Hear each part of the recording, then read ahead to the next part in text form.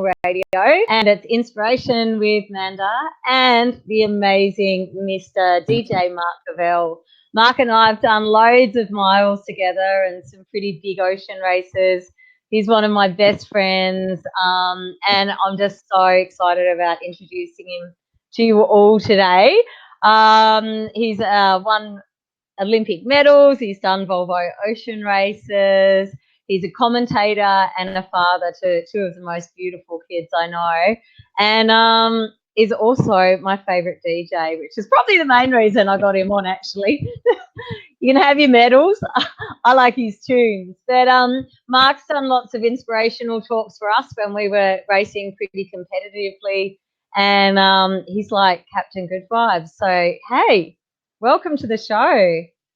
Manda, lovely to be here. Thank you. Thank you so much. And so, yeah, I kind of gave your autobiography, but do you want to just expand on that and introduce yourself to the crowds? Yeah, I mean, I guess I was lucky enough to grow up in a sailing club. How about that? My father ran Hailing Island Sailing Club for the first 18 years of my life. And so, I got an amazing place to grow up and a lot of inspirational characters around me, including my father. And yeah, I mean, the other thing, my life has been shaped by the fact that I cannot spell and I'm not great at reading. And guess what? Another dyslexic sailor out there. I mean, most sailors, professional sailors, are pretty dyslexic, and that's why we do what we do. Otherwise, we'd be working in a bank, or doing something like that. So I totally agree. I say that to every one of my students when I'm doing the leadership or medical courses on boats, and people are always surprised because they think it's just them. I'm like, it's if we were corporate people and if we were good at writing and reading then and less adventurous, we'd probably be doing those sorts of jobs. And people think it's a bit of a joke, but it's quite very much a reality, isn't it? But I mean, we're doers rather than. Yeah, and it's certainly shaped my life. It's both. I look back. It's both. It stopped me from doing a few things, or maybe it stopped doing a few things with more confidence. But I wouldn't have gone down the amazing road that I did. So I absolutely celebrate being dyslexic and celebrate, having the opportunities because of who I am and the skills that I have or don't have. And let's talk about some of those opportunities. So what would be the most memorable things that you've been lucky enough to do in your life? Well, I was lucky. My parents managed to get me to a school where they celebrated what you can do. They basically said, find something you're good at and be pretty good at it.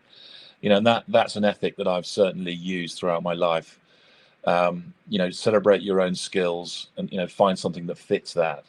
And for me, it was I knew I liked making things with my hands.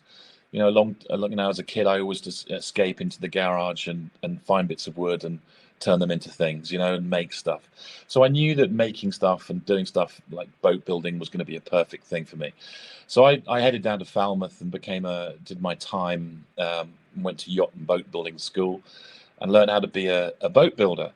And it wasn't long before I realized that being a wooden boat builder wasn't going to make you very much.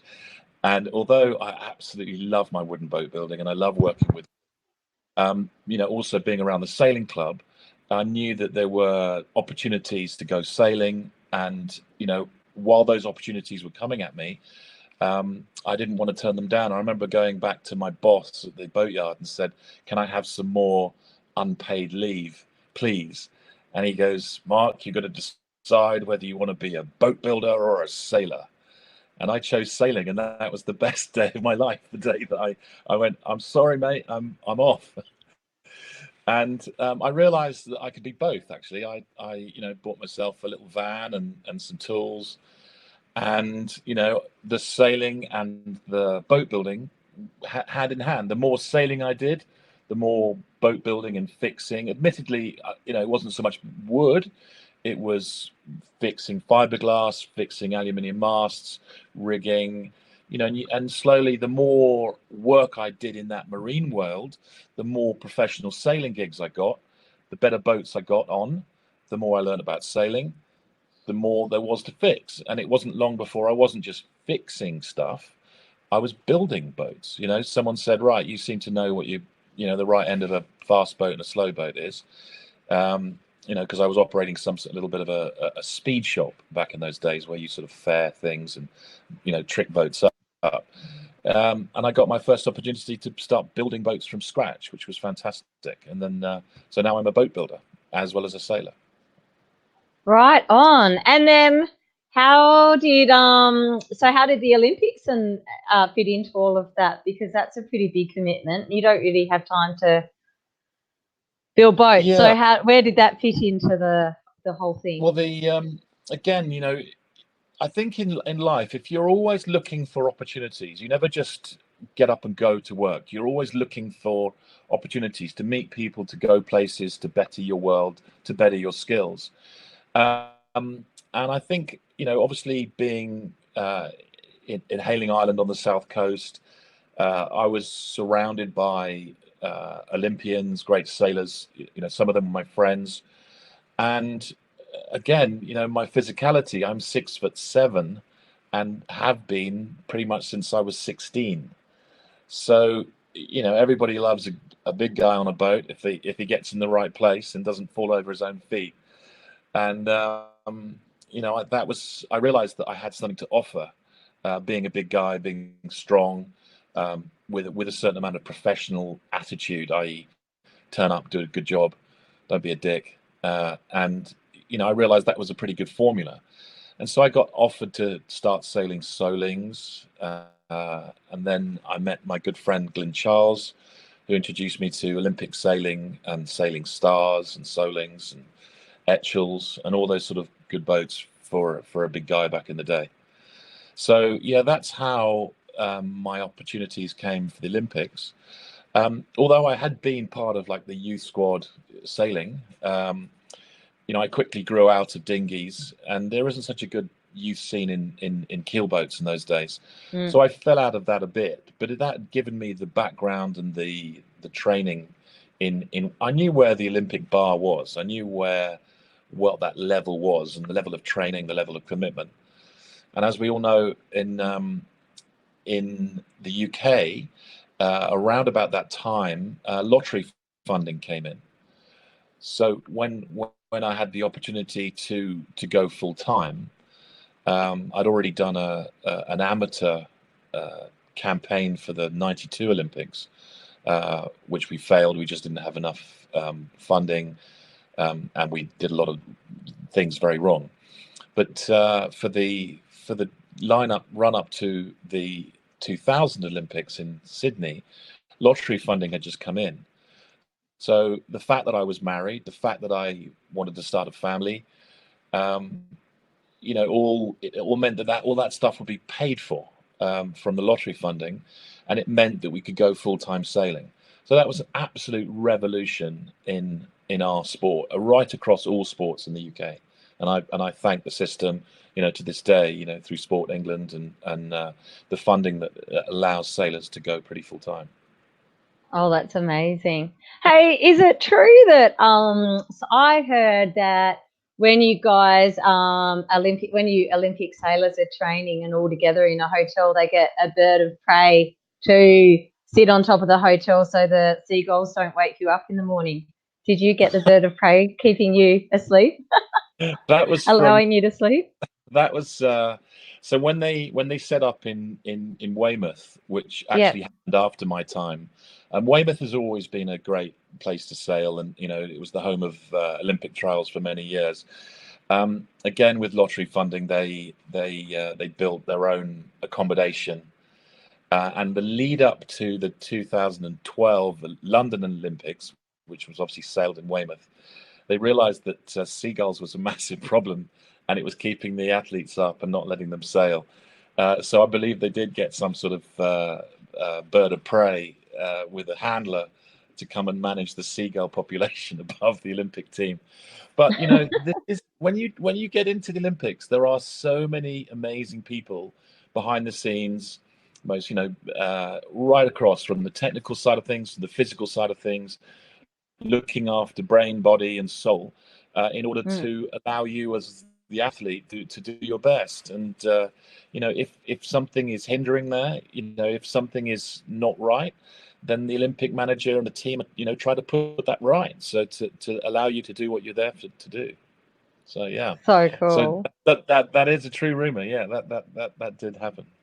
So you did the Sydney Olympics, didn't you, in Back in 2000? 2000, yeah, seems like Yep, a lifetime ago, an it absolute does. lifetime ago. Yeah,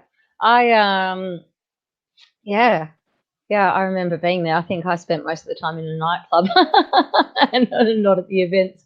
But and you came back we'd with had a few medals, didn't you? yeah. Well, I mean, it's got to be said, we had on a personal note, it was quite the journey. I first set out, as I said, I just mentioned my good friend Glyn Charles, who Yeah, was an absolute inspiration to me and taught me so much about Olympic sailing, and really brought me on as a sailor and an individual, and yeah. gave me so much. Basically said, Mark, you can do this. This is, let's go. Here we go. And he had lots of incredible ideas about how to make a boat boat go fast, and also thinking out of the box. For example, one of the things he wanted to do was join two types of boat. At the time, there were three class boats: a Foley, a Lilia, and a Manda. And he liked the keel off one and the hull off the other. So he came up with some crazy idea to actually buy the two boats and cut them in half, and cut and shut the keel to the hull. Never Wow. been done before, never been done since, but it was a very successful boat. And unfortunately, the tragic part of this story is that he was one of the sailors that lost their lives in the Sydney Hobart in '98, the tragic Yeah. race. And he never got to see that boat that he designed. But my good friend Ian Walker, who had unfortunately just lost his sailing partner in a car crash in Punta Ala, Johnny Merricks, he was a massive comfort for me at the time. Obviously, he'd been through what it was like to lose a teammate and a friend, and yeah, he was an amazing help and hand at the time. And also the family, Glyn's family, wanted me to carry on with Glyn's dream of winning a medal. So Ian and I, amazingly, decided it was a good idea to team up and see how far we could push this idea, this dream. And it was an amazing campaign. I mean, it really was. It was. I look back and it's such an inspiration now. We put a lot of hard work and time and money into it. Obviously, we only had 18 months to turn it round. And going into the Olympics, we weren't favourites at all. We were outside.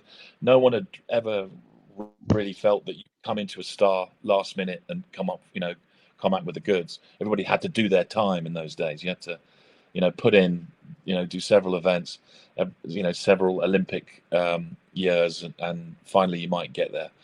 But no, we proved the stats wrong, and yeah, we had a great week sailing. The boat was fast, thanks to Glyn, and we came away with a medal. Yeah, very, very, very. And do proud. you think that was a major motivation? Doing it for Glyn, and really Yeah, gave you the inspiration to just keep going and going and showing up and being able to compress that time into 18 months, which some people take a lifetime.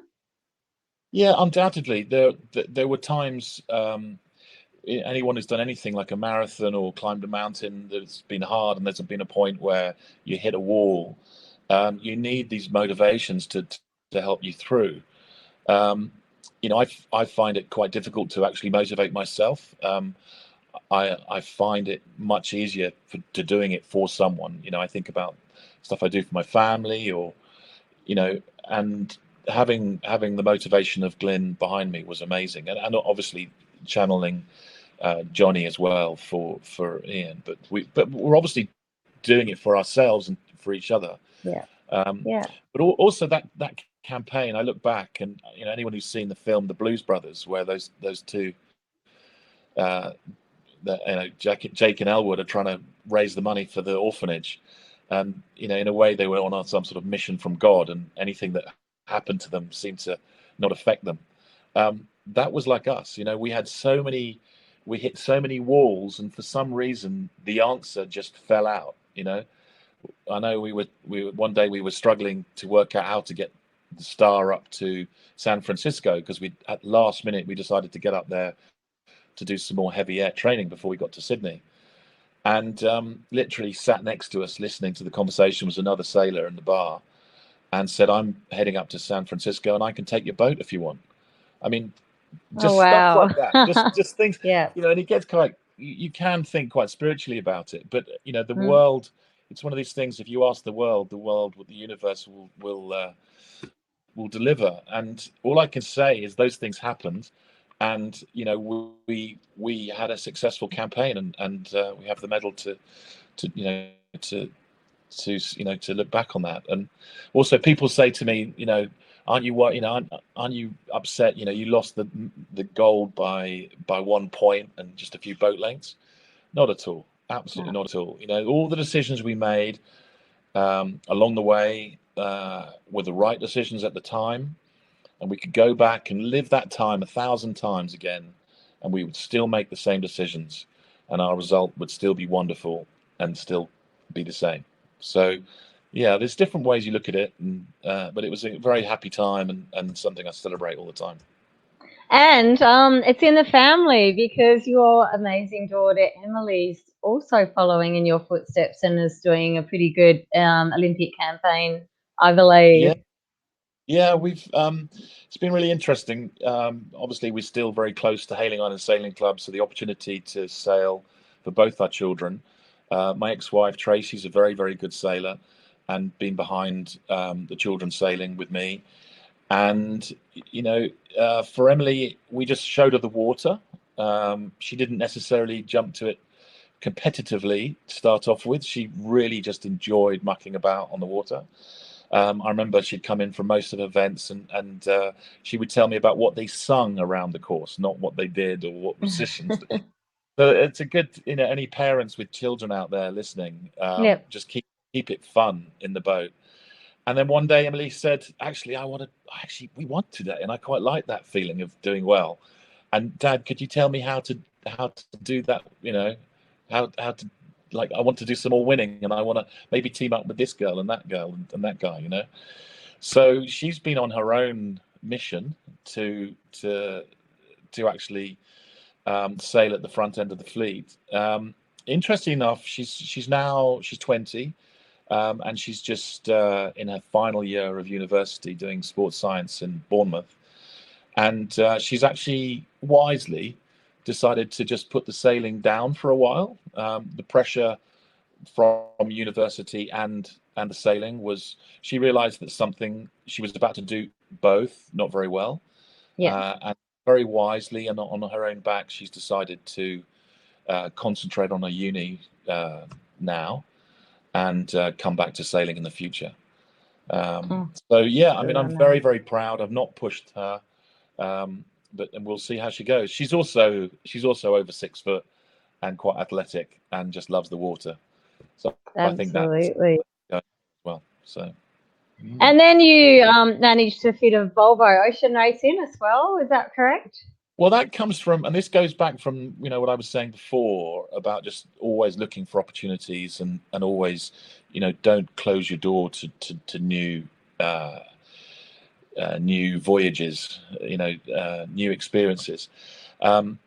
I had always, luckily being part of an Olympic crew, and then on to an America's Cup grinder in 2003.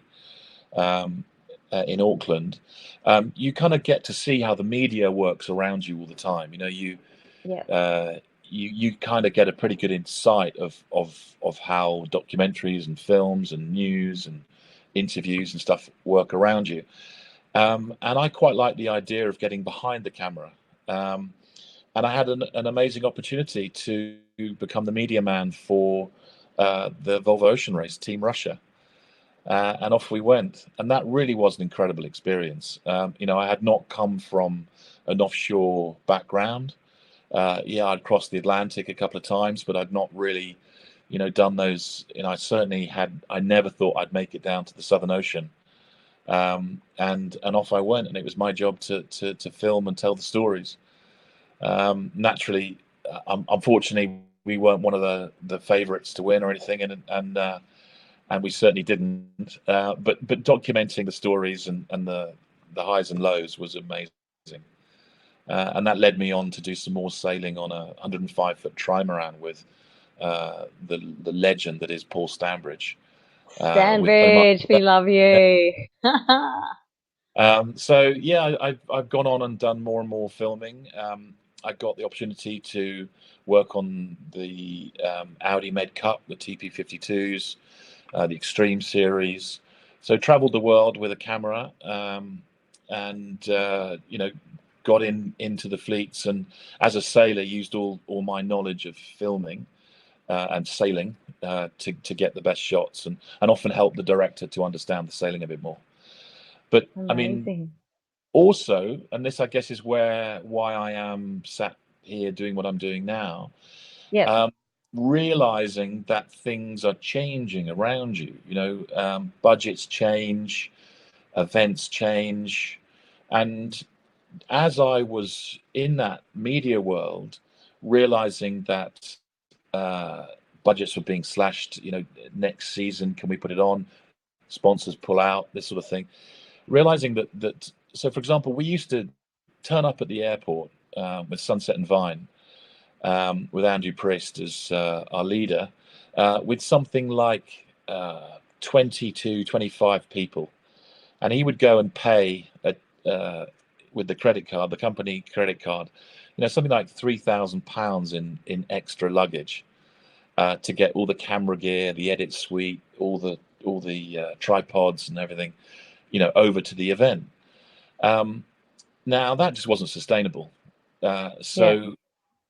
It's now filmed with a drone, some virtual eye, a presenter, and most of the stuff is now being managed and cut back in the UK, or not nowhere near the venue itself, and you literally travel out to the venue with 3 or 4 people. Even some of the commentary is now, for example, the GP Sail GP. The commentary and most of that stuff is done in an office in Ealing, nowhere near the events. Wow. So I realized that the likes of me were no longer going to get a job. I wasn't a producer. I wasn't. And a lot of operations like, big events like the Volvo Ocean Race, now the Ocean Race, they needed to reduce costs. They were inflating the cost of the race by as much as 15% each race. And it absolutely, it's just not sustainable to be spending that kind of money, flying all those staff around the world. And I realized that I needed to get out of that world because, my daily rates were reducing. So I realized that my DJing, something I had done for a long time on the side, I needed to take control of my own destiny. Not sit there waiting for the phone call to ring, and actually, have my own little world of my own van, my own kit, my own ability to quote, my own ability to say yes or no to jobs. And that is what I'm doing now. I still am very connected to my sailing world. I hope to be DJing the Sail for Gold Ball, which is the wonderful celebrative goodbye and good luck to our Olympic team as they head off to Japan next year. Oh, wow. Epic gig. Yeah, big gig. I now commentate and DJ with the Sail GP event. I actually, I'm laying down like a soundtrack to the racing. I didn't know that. Get out. Brilliant fun. The racing starts and I start playing music, and they get around the top mark and head down at, touching 50 knots, and I am matching the music. And right now I can tell you the only music I've really found to like just totally underscore the amount of adrenaline and the excitement of the SailGP circuit is drum and bass. We are dropping drum and bass to the crowds in, you know, from the bleachers, from the grandstand. At the same time, on that note, for anyone listening that are into their music and their D&B or drum and bass, I don't know what you call it, but what would be one of your favourite drum and bass artists that match a good 50 knot downwinder? I'm really into Andy C at the moment. If you want to check out some really good drum and bass, Andy C's your man at the moment. But there's such good remixes. The Fatboy Slim drum and bass remix by High Contrast. That's one I get going, you know, right here, right now, and you absolutely start pumping the music out. The SailGP have invested in really good sound systems right across the village, and I look round, and where before you'd see people sat on you know, cows bank, you know, on the beach, you know, watching some extreme sailing, you know, sat eating sandwiches. People are now stood up, pumping out like they're at a gig, you know, hands above the head, giving it this, you know, and they don't realize really? they're at like a gig, you know, but the whole emotion, the sound, the commentary, and obviously the incredible racing, it right in front of you. And we've run that out at, you know, all the events: San Francisco, New York, Cowes, Marseille. You know, it's been an amazing season, and look forward to more of it. But the whole concept. And you're also the Cowes DJ. Yeah, sorry. Just bringing all the skills. Like, you know, when I first pitched it, I think the management turned around and said, "Where are you going to find a sailing DJ?" And I said, "Well, hello." Guess what? But no, I'm really lucky. I thank the days every day, and I work with a great production team to bring the live event. So, but you know, yeah, but is it luck, or is it, you know, as you say, you know, having foresight and being adaptable to change, and also, you know, as you know, I'm so into inspirational characters like yourself, because I love the way some people just say, I want to do that, and I'm going to go and do that. And sometimes, especially in yachting, you know, we have this joke when people go back to, say, you know, Australia, where I'm from, and we always laugh and say, bye, they'll be back. They'll be back, because it's a very hard world to leave, emotionally, physically, mentally, and financially. But it's also sometimes, you know, many of us, for example, like my sister and I, you know, you get into sailing and your qualifications may run out. So what you trained in at university is no longer relevant anymore. Then you've been at sea for 5 or 10 or 20 years. And sometimes we can get a bit lost. And then you think you just have to stay with your yachting job, or that you have to go and re-study. And the world we live in these days, you know, you don't need a qualification to be an inspirational radio host. You don't need a qualification to be a DJ. You can actually really create whatever it is you want, when you want, and have and be and do and have it all, which is, you know, the reason I've got you on, because you're a really good example of that. Well, it's an interesting concept, because for example, we both have, you know, just from being in the sailing world, we both know a lot of very, very professional and talented photographers. You know, the guys that have come from, you know, the old days of film, and developing, you know, having to develop your, you know, your images, and when digital photography came in. All of a sudden, these pretenders who just go out and buy a digital camera, you know, they've got pre-selected filters. You know, back in the day, they would have to work really hard on just one image to make it, you know, stand out, or to crop it, or to make it look differently. Now everyone can be a digital DJ, or everyone can be a digital photographer. Everyone could be a filmmaker. You know, everyone's learning how to, you know, film on their own phones. They have a whole production suite in your pocket. Now, that's been a good thing and a bad thing. Obviously, for those professionals, who have been doing it along in the teeth and have found that their world has changed incredibly quickly, are having to rebrand and understand and stay ahead of the likes of bedroom DJs like me. And but it also has opened up the world, and we've challenged them to be different and do things differently, which is, I think, is a good thing. But equally, the hardware and the prices of digital cameras, the digital controllers have come down, and it's made it available for the likes of me to get into and then learn. I mean, for example, I've just bought this bit of kit. I've got my decks just down here, and this is another piece of kit from Pioneer, to allow me to do even more things with my music, digitally change it and manipulate it. And I've just started getting to use it, and it just means that I can start to do more and more funky things on the hoof when I'm DJing.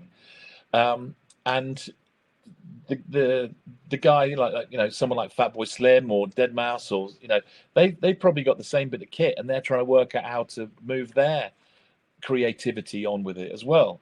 So the world is so much more malleable, and everyone can get hold of this kit now and be creative, and it's how you use it. So I do use my contacts from my sailing unashamedly.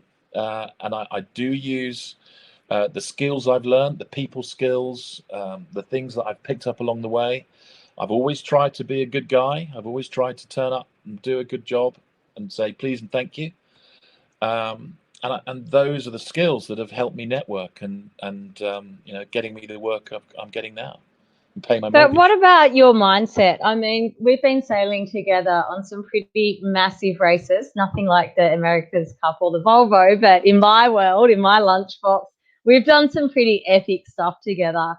And you've got an incredible mindset. We've always called upon you to, we've sailed together with people like Robin Knox Johnson and, Gina Hewson, Fraser Brown, Andy Green, Jason Beaver, some really epic sailors, and loads more. Brian Matthews joined us, and you've always done our pep talks, and you've always got us ready. And that was before we had DJs on the decks in the Sydney Hobart, and so we didn't have a theme song to go out of the heads, which I think we should totally do next time. But you've always had this ability to really get people bonded and together, and you are one of those guys that's the crew glue as well. You know what? You have this knack of getting to know everyone in the crew intimately and really helping everyone gel. How do you do that? God, that's a big question. Maybe you don't actually recognize that in yourself, but I think one of the things is I don't take. It's very easy to take life a little bit too seriously. Yeah. And I think I guess from school maybe I was the class clown a little bit because I struggled at school. So I've always tried to sort of see a funny side to life and a lighter side to life. I don't. I mean, we're all on the spectrum. I don't know where on the spectrum I sit, but I'm definitely on the spectrum somewhere. And I've just been. I guess I do think I do see life slightly differently to some other people. When when I've been in relationships, my observations, and you get to know someone else, they start to say, you realize that you don't think like anyone else. You have slightly my humor, all of these sort of things. Quirky, I think they call it. So I think in times like bringing a crew together, it's about not going with the obvious, the sort of stiff messages, but actually just feeling what the vibe is on from the people, feeling what the event is going to be like, and just getting people to use their own motivations and their own expectations, and just giving people permission to get out and enjoy the race, and So I mean, it's very difficult to talk specifically about one thing or another. Yeah. I think. So how about, what would you say would be the fundamentals in building a strong crew? In super yachting at the moment, you know, we've got quite a few issues in mental health, because everything's got bigger, the boat size, the stress, the loads, the crew numbers, the time at sea, how remote we go. I think it all contributes. And maybe also the industry's got bigger, and it's not just made of people that grew up on boats like you and me. So, you know, it can be a little bit of maybe being uncomfortable in your surroundings. But, you know, so how, in your experience with the America's Cup, the Volvo, the Olympics, what built, you know, in terms of leadership and building strong teams, is there any things that, you know, one thing I'm really a big believer in, and I love working with you and in our race crew, is we're really big on briefs and debriefs. And you've always been a big part of that. Is there anything you could expand on to build good crew ethics and communication skills in large teams? I have absolutely the answer for you. It's something that I've been lucky enough to be part of some incredibly successful and wonderful teams, but I've also been lucky enough, and I would say lucky enough because it's important, to be part of teams that aren't so great, and, you know, have got it wrong and made some pretty big, you know, made some big errors along the way, and just haven't set it up correctly. But, you know, the thing that I think that is the go-to ethic to get behind is trust, and trust. Trust to have a team that can get it wrong and stand up in front of their peers and admit that we're not getting it right, that they screwed up or whatever. The old days of this belligerent team tough, I don't think has a place anymore. I was part of several teams that you just had to work hard to just keep sticking your chest out and be stronger and stronger. There was no place for anyone sort of saying I'm not coping, or maybe we're not doing this right. No one dared. And if you look at modern teams now, there's so much more the ability for you know, to actually be more honest and actually be a little bit more vulnerable. And I know that sounds in the old tradition of being soft, but it's actually creating an environment where learning and the ability to change and go forward is a lot more. It's set up in that respect. But you know what I mean? Oh, I totally do. You know, there's a new science, as you know, I'm really into my leadership after years of working in emergency and on boats, and then in the marine medicine field, and now coaching. Like you know, I continue to move forward in business, and in leadership, there's a new trend, and it's called conscious leadership, and it's about vulnerability being seen as a strength. You know, and that it's okay to say it's not okay, and really using those abilities and that honesty to create more trust, to create a better foundation and stronger roots. Because I know, you know, once again, sailing in good and bad teams, it was pretty hard 20 years ago to say I can't, you know, which is often ends in injuries. If you say I can't do this, you would try and try and try. It was hard to say I'm having a hard time because my grandma died last week, you know. So we were keeping all these cards so close to our chest. But when we're building a really strong team, I believe we need to be very open with each other. And I think that's why we had such a strong team when you and I were working together, because we took it away from, you know, the boat and developed really strong friendships and supported each other through, you know, and I know that like that wasn't such a big thing 20 years ago in competitive sailing or in medicine or corporate or any industry, I guess. No, I think you're absolutely right. The vulnerability of and and that comes with confidence and the fact that you feel that you can say something without your teammates overly judging you. Like you said, if you felt like if you put your hand up and said I can't do this or I'm struggling, then you just get thrown off the boat and you wouldn't get a second chance. You know, nowadays, you know, the environment is much more. Well, what are you struggling with? Can we train you up? Can we give you more knowledge? Can we give you more practice? Do you need more time on the boat?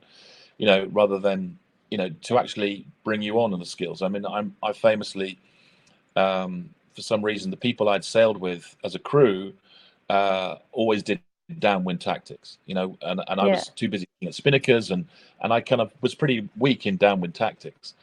And then when I started sailing with Ian Walker, sat on the foredeck looking back, as you do on a star, and you know he starts asking me all these tactical questions, and I'm going, well, I think we should be doing this, but I don't know because I'm not very good. And he goes, right, here on in, like day one, right, I need to be going fast. I need to be sailing this boat, concentrating, looking forward. I cannot be looking over my shoulder all the time. And Mark, you're looking back. You're the ideal person to do the downward tactics. And I said, yeah, but it's my weak spot, and I'm not very good at it. You know, and he said, right, by the end of our time together, you're going to be the best downwind tactician out. And so it's that trust and that vulnerability for me to turn around to him and say, I'm not very good at it, rather than trying to just bullshit him. And him to actually say, no, I'm not going to beat you up for this. I'm actually going to help you get better. And together as a team, you get better. But that needed trust, vulnerability, and just humiliation, you know, humility between the two of us. And that I only ever saw on small teams, and it never came up to bigger teams. But I'm definitely, some of the teams I'm working with now are much more, you know, I think, yeah, they're more, you know, they have ability to be a bit more vulnerable. That's amazing. And another issue that's coming up a lot in yachting is gender equality. There's been, you know, so I was quite fascinated recently to learn. There was a study going on for women in sailing, and I was fascinated to hear that that gender actually comes under sustainability as a topic, which I thought actually makes a lot of sense, but you'd never think that. And my sister and I talk about this a lot at length because we find we were probably sailing with people like you. We don't feel that we personally ever had an issue with gender equality. We feel like we were probably pushed and encouraged to sail hard and be able to do everything. But I know it's becoming a big topic, and some people feel there's a lot of discrimination. Being a father of a grown woman now, and having had a daughter in sailing and sailing with many wonderful women, what's your stance on gender equality in yachting now? Well, I've been really lucky. So, for example, sailing with you two sisters, you know, we were on a big heavy boat, a Swan, and you know, there was a certain amount of physicality on that boat, and you know, Gina, your sister, is an incredible individual. She's this huge life force, but she's tiny. She's absolutely tiny, and you. In my mind, when you sail with her, and she's the, you know, the boat captain of this great big thing, and her brain is all over, you know, from electrics to the navigation to all the sails, all the kit, you know, she's there to keep the whole thing together. So in your head, you don't even think of it, you know, as she's a female. You just think she's the skipper and she knows all the stuff and she's running it. And the first time you kind of have to sort of double take is when you're up on the foredeck trying to shift a sail, this, you know, huge bricked head sail, and Gina kind of says to you, "On you go, Mark. You know, I can't even get the sail tie over." You know, and then you suddenly think, "Oh yeah, she's not as big as I am, and I can lift this sail, or at least I can move it, and she can't." And what I'm saying is I've been very lucky to sort of be around women who and I'm going to be careful here. Don't play the female card. She's actually just sailing, and we're all part of the crew. And just like a smaller guy would have said to me, "Come on, you big oaf, you move that sail," But going back to your original question about the opportunities and my view of my daughter going into sailing, it still is about opportunities. It's still about time on the water. I was able to sail on better and better boats and get better and better gigs because of my experience. And the more sailing I got, the better I got. It's just time on the water. We all know that. And I think, and I don't, I didn't realize how little opportunity that there is, or there certainly was, for female sailors. So the Magenta Project and events like that, organizations like that, who are getting women just more experience. The changes that we've made in the Olympic classes, I think boats like the NACRA, getting women sailing as much as anyone else, and there's no reason why. Why was there ever a reason why?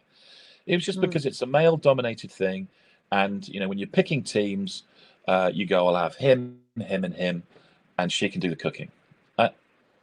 It's all wrong.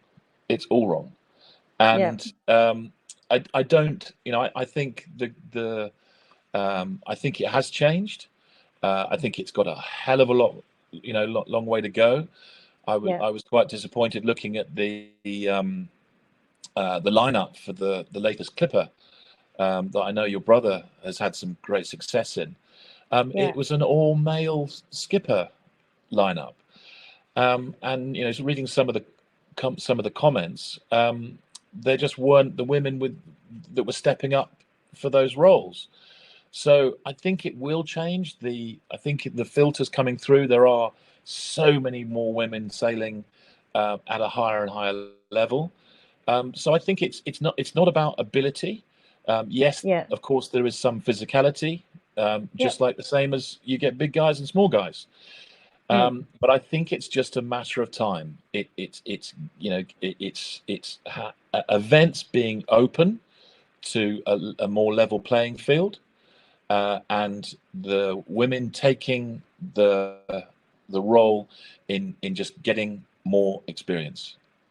Now I'd have to hear from more women in the business to understand whether they're hitting a wall, whether they are coming up against a glass ceiling, and whether the business, the industry is changing enough for them to feel that they've got some clear routes as are the same as men.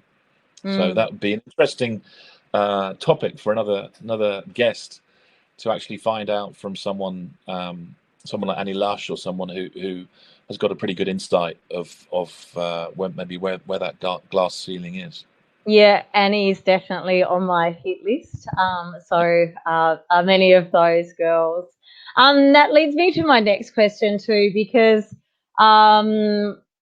another thing I think that happens to us, not just in yachting, but is that we give it our all, and sometimes with jobs, we life short, and we give so much, and sometimes we put our own health at risk. And sometimes I'm really, one thing that's had a massive effect on me that I'm really preaching at the moment, especially because I've recently had an accident that's made me relook at my life a bit, and how much I was doing rather than being. And this is something you and I've spoken about, and I know you've grabbed me and nearly shaken me before a Sydney Hobart before and said, "Amanda, calm down, have a breath. It's only a boat race. Like you're awesome, and who cares about the chocolate fudge? Like, let's just go and have a good time." Have you got any thoughts on that? Because it's the industry is getting stressful, and I had 4 suicide calls, near suicide calls I had to attend last week, of friends of friends. People know that I'm a nurse in the industry, and really, into my transformational coaching. And 4 mothers reached out to me saying, I'm really worried about my child. Would you mind popping in and seeing if they're okay, or would you mind just giving someone a call? And I know you've learnt the hard way too. What advice have you got to tell people that sometimes smell the roses? Life's important. Sometimes we do too much, and it can be to our own detriment, and have a devastating effect on our health. Yeah, I mean, I keep going back to the environment I grew up in. The environment you get into something like the Olympic team, and naturally you're going to be around some incredibly motivated people. I mean, I was in a America's Cup team. There were 100 people, all at the best they can possibly be. They're the best rigger, the best laminators, the best fitness guys, the best dietitians, the best marketing team. Everyone is top of the game. That's why they're that industry, and they all know how to self motivate. And guess what? They all know how to push themselves. My gym partner and great grinding buddy on in the America's Cup I did was Greg Searle, and he's got a few gold and Olympic medals to his name, and he's an incredible athlete and motivator. But what I'm trying to say is it's very easy not to see where the fuse is. You just keep pushing yourself because you're surrounded by people that are constantly raising the bar, and whether that you're just in normal business, you're just trying to work hard, bring the pennies home, or you're part of a professional sailing team.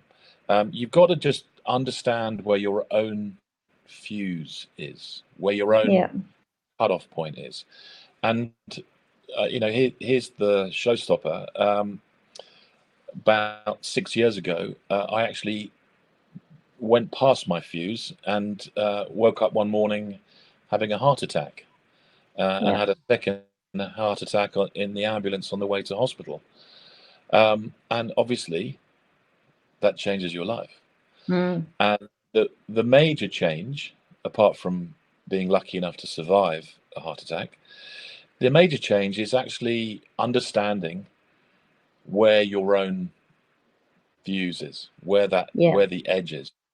And I completely now, my life, again, one of the reasons I changed, trying to scrap in the industry that I was in, was realizing that I was gonna have to push past my fuse, my breaking point, in order to keep on doing what I was doing.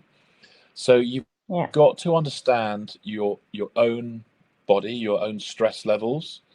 You've got to understand where your walk away point is.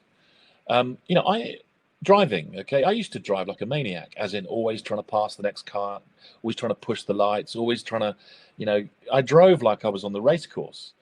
And I'd pissed off if someone cut in front of me. I could feel my heart rate go up and down. I'm not a bad person. I'm not a bad driver, but it was just part of my nature that I just wanted to get. When I got behind a wheel, I wanted to get there real quick.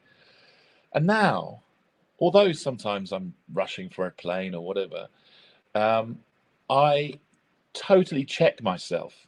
This is not worth pushing my blood pressure up. If I miss the plane, there'll be another plane. Lucky enough, I can throw money at a few things, as in it's only money. It's only a yacht race. It's only a, so you've got to be careful, because obviously you can't just keep on throwing money at things just because you're trying to get an easy life. But what you're doing is you're building in a fuse in your life that you just got to do things a little slower, a little bit more gentle. Just please and thank yous, just being a nicer person. You just bring the stress levels down, and understanding when you're going to get close to that. I totally now have like this little I used to go green and then red.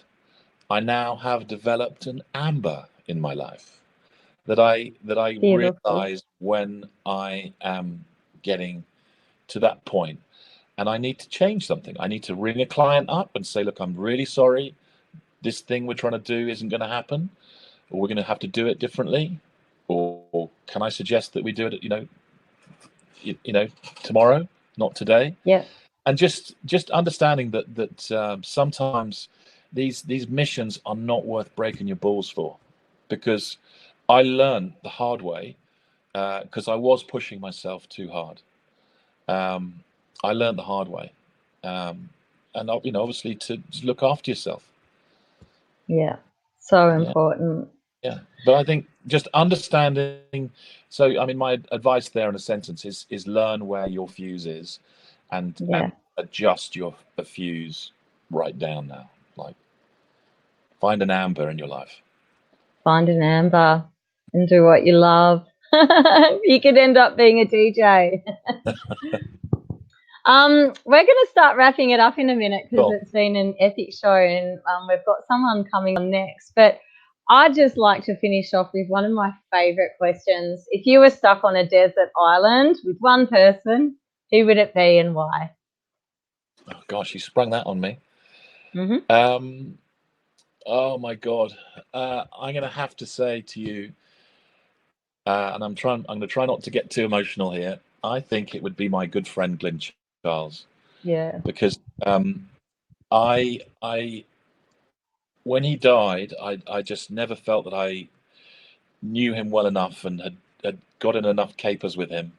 And he was someone who would be brilliant to spend time on a desert island, because he would be constantly trying to build things, constantly trying to get off the desert island. You'd be off in a minute on a fastest tree trunk, trying to make the desert island even better. And he'd be an absolute pleasure to be with. And it's someone who left us too early, and I'd love to spend time with him. So there you go. Beautiful. Awesome. Well, thanks so much for being on the show. We might get you on again sometime. And if so you're just, let's do a little bit of promotional stuff. If anyone wants an epic DJ that can race really well and drive a camera, you're open to travel. Facebook. And we can find you on Facebook. We'll put your link down below. Yeah. And also, you are quite an active DJ here where I'm at the moment in Hampshire and around the UK as well. That's sort of your thing now, isn't it? DJ Covell. Facebook or Instagram, DJ Covell. So check him out, guys. You can have DJ Covell cranking out as you're doing your wash down later today after all this rain. And Mark Covell, thanks so much. DJ Covell, thanks so much for being on the show. I love you so much, mate. You're just awesome. Thank you, Amanda, and keep the good work up. Real inspiration. Thank you. All right. All right. Speak soon. Thanks, everyone. You're on Yachting International Radio with Manda J. All right.